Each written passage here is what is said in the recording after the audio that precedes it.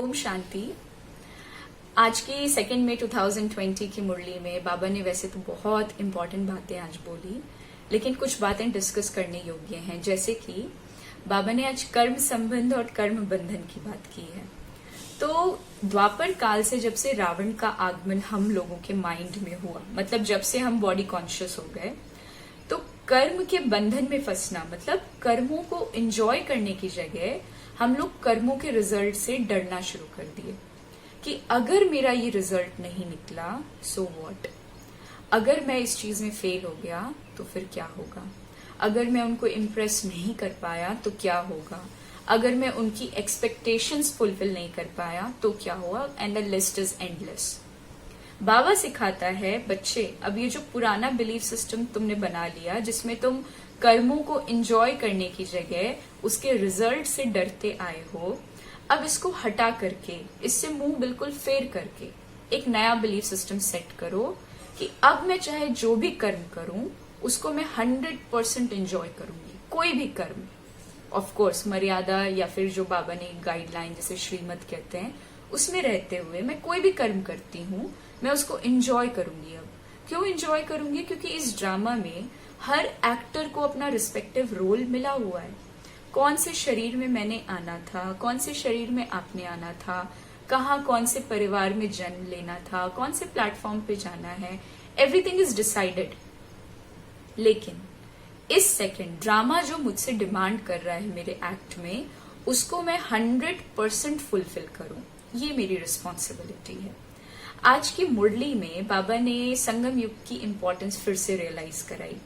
जैसे एक पेरेंट हमेशा स्टूडेंट लाइफ में अपने बच्चों को एम्फेसिस करते हैं ना, एक एनकरेजमेंट देते हैं कि पढ़ते रहो, एक नजर रखते हैं, बच्चे पढ़ लो नहीं तो तुम्हारी आगे की जिंदगी गई, 10th अच्छे से क्लियर कर लो तुम्हारी लाइफ कंफर्टेबल है, 12th क्लियर कर लो लाइफ कंफर्टेबल है, एक अच्छे कॉलेज में चले जाओ लाइफ कंफर्टेबल है, जॉब ले लो लाइफ कंफर्टेबल है। वो तो अपना कंफर्ट हमेशा टाइम टू टाइम बदलते रहे। लेकिन शिव बाबा कहता है कि ये पूरा संगम युग तुम्हारा स्टूडेंट लाइफ है, जिसमें तुम्हें मैं टीचर जो चीज तुम्हें बता रहा हूं उसको बस फॉलो कर लो, बाकी एक बढ़िया प्रारब्ध तुम्हारे लिए वेट कर रही है। लेकिन इस स्टूडेंट लाइफ की सबसे बड़ी इंपॉर्टेंस ये है कि इस स्टूडेंट लाइफ में रहने के बाद जो दुनिया नहीं कर पा रही है वो करना और वो सीखने की अपॉर्चुनिटी और बाद में फिर सिखाने की भी अपॉर्चुनिटी बाबा हमको देता है कि एक दुख, दर्द, फियर, एंजाइटी, परेशानी की दुनिया में रहते हुए भी बच्चों कैसे खुश रहना है, ये कला मैं तुम्हें सिखाता हूँ। जब रावण का राज्य समाप्त होता है तो बाबा आ जाता है।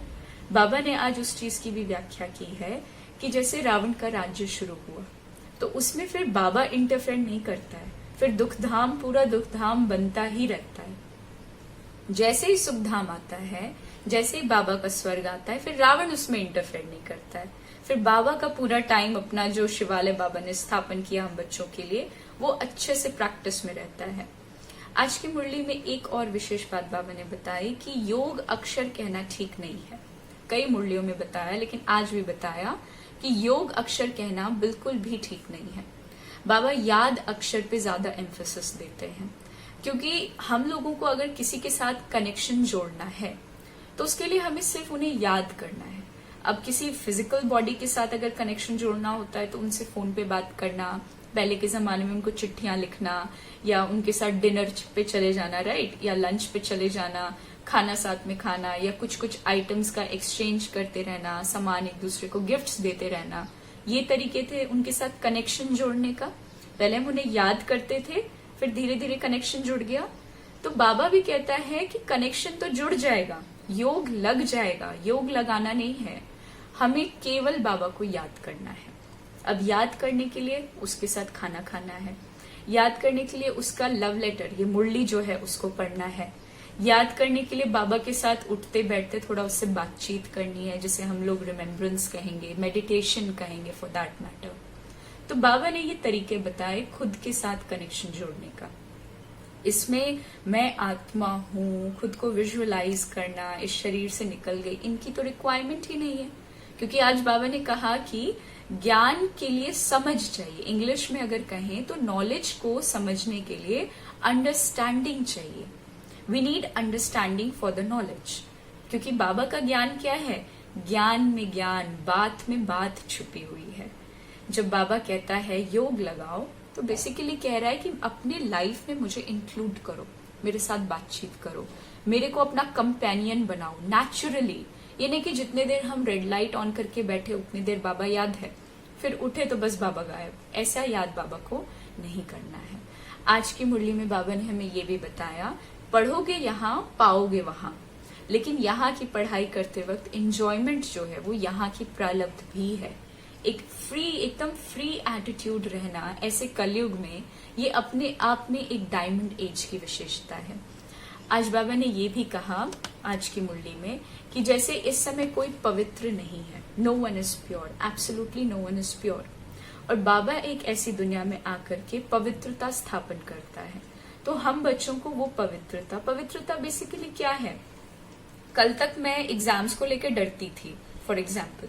आज एग्जाम्स को चैलेंज करेंगे कि अच्छे से पढ़ेंगे, एग्जाम क्लियर ऐसे कैसे नहीं होगा, सिंपल।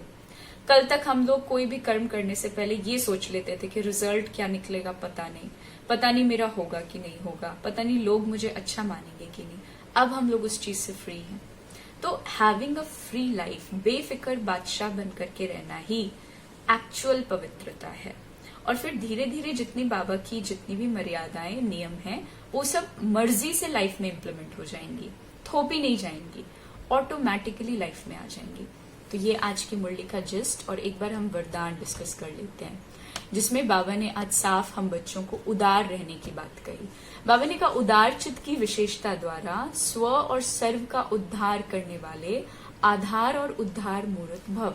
अगर इसको सिंपल वर्ड्स में कहें तो इसका सिंपल मीनिंग ये है कि किसी को भी अब तुम्हारे अंदर वो पावर आ जानी चाहिए कि तुम्हारे वर्ड्स के द्वारा, तुम्हारे थॉट्स के द्वारा किसी भी आत्मा में एक उल्लास, उमंग की भावना अपने आप समा जाए, उसकी लाइफ बेटर बन जाए तुम्हारी बातें सुन करके। मतलब बाबा is trying to make us the motivational people, जिनके अंदर मोटिवेशन भरपूर भी है और जो दूसरों में भी भरपूर मोटिवेशन बांट सकते हैं, irrespective of the religion, education and anything that we can count on. और स्लोगन में बाबा ने आज बड़ी प्यारी बात कही कि बाबा को खुद से ऐसे जोड़ो कि कोई तीसरा चाह कर भी तुम दोनों को अलग ना कर सके। ओम शांति।